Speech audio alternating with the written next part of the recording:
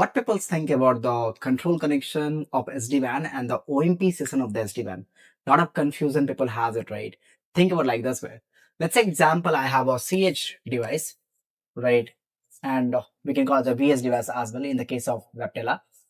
And we have a VS Smart over here.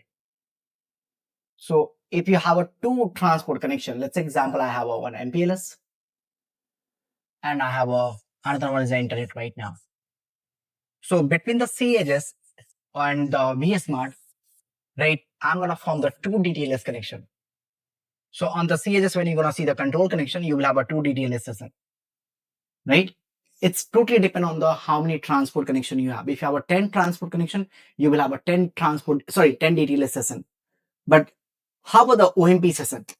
So OMP session has an interesting concept over here. No matter how many transport connection you have a 5 transport connection, you have a 2 transport connection, you have a 10 transport connection, eventually you will have a single OMP session. So over here, you will have a one OMP session between the VHS and the VS Smart. So you will have a 2 transport connection, 2 DTLS session from this side, 1 DTLS, and from this side, one we have a DTLS.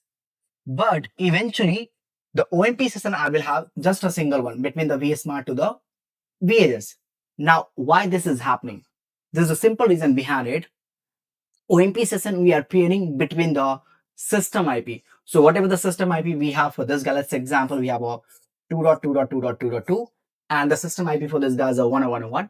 So I'm going to form the OMP connection through the system IP of the VS Smart. And that's why between the VS Smart and the VHS, no matter how many transport you have, eventually you will have a single pairing of the OMP. Thank you.